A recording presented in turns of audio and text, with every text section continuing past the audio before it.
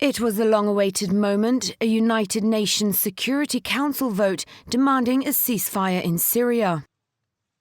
The resolution, drafted by Russia and the United States and worked out in Geneva, called for all warring parties in the conflict to abide by a cessation of hostilities.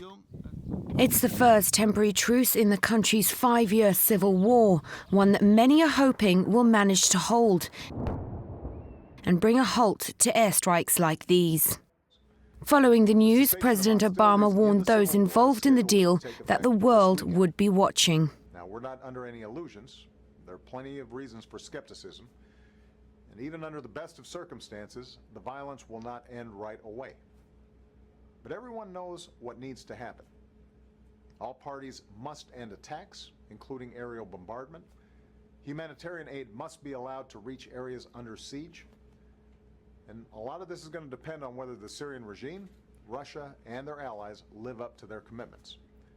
The coming hours and days will be critical. The ceasefire involves government and rebel forces, but not Islamic State or the al-Qaeda-linked Nusra Front, groups a US leader says will continue to be fought. Following intensified airstrikes this week, Russia has since revealed it has halted its attack, stating it would abide by the temporary truce. Just hours after the ceasefire began, however, reports surfaced that a car bomb had exploded in Damascus, as well as sporadic clashes between rebel groups and government forces.